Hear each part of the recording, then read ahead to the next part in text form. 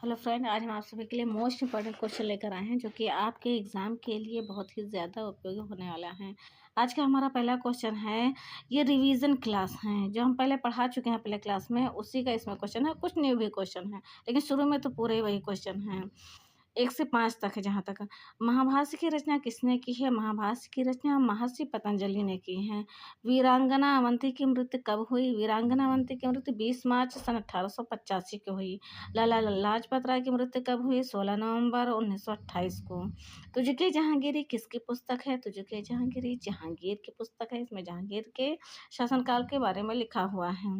कालिदास किसके दरबारी कवि थे? किसकी नहीं है, किसके दरबारी कवि थे। कवि नहीं होता, कवि होता है। चंद्रगुप्त विक्रमादित्य के, इसको आप सही कर लीजिएगा।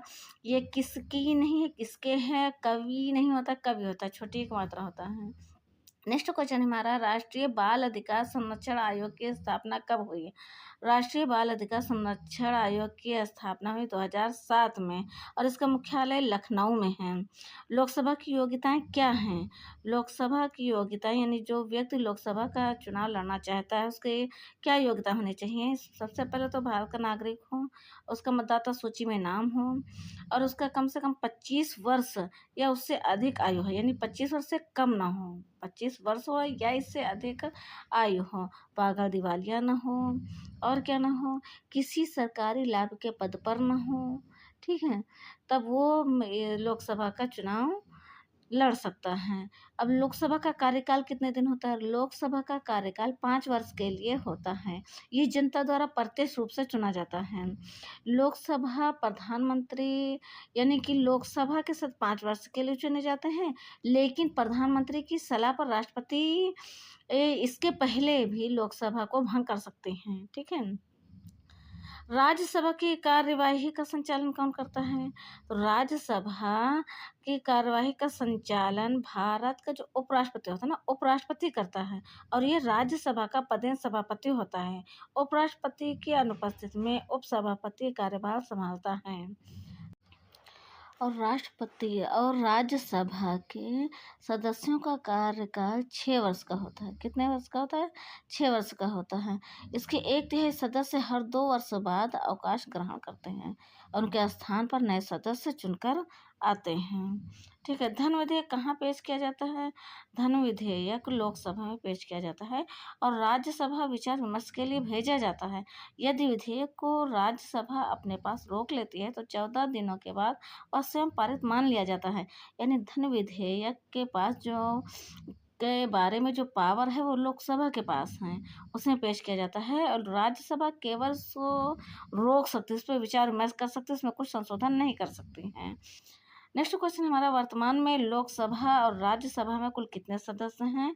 तो वर्तमान में लोकसभा में 543 निर्वाचित सदस्य हैं और अधिकतम 550 सदस्य हो सकते हैं, तो 543 हैं। और राज्यसभा में 245 सदस्य हैं जिसमें 233 राज्यों केंद्र शासित प्रदेशों से हैं और 12 जो है ना राष्ट्रपति द्वारा मनोनीत हैं। शिक्षा के अधिकार को मौलिक अधिकार के साथ कब जोड़ा गया है? 2002 में हुए 86वें संविधान संशोधन के द्वारा शिक्षा के अधिकार को मौलिक अधिकार के साथ जोड़ दिया गया है।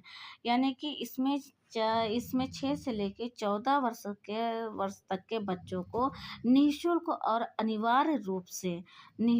अनिवार्य शिक्षा प्रदान कराना सरकार का दायित्व है, ठीक है।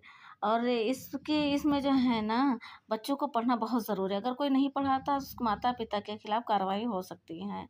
नेक्स्ट क्वेश्चन हमारा, कैलाश सत्यार्थी को कौन से पुरस्कार से सम्मानित किया गया है?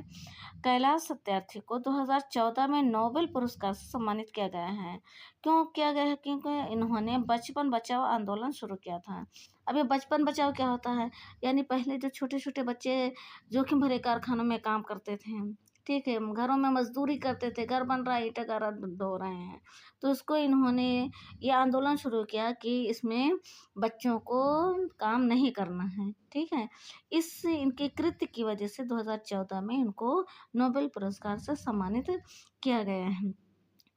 बस आज के लिए 12 ही क्वेश्चन है। अगर आपको हमारे सेशन अच्छा लग रहा हो तो आप लोग हमारे चैनल को सब्सक्राइब कर लीजिए, आने वाले चैनल को, और बेल आइकन ज़रूर प्रेस कर लीजिए ताकि हमारी हर नोटिफिकेशन आप तक तुरंत पहुंच जाए। मिलते हैं नेक्स्ट वीडियो में, तब तक के लिए नमस्कार।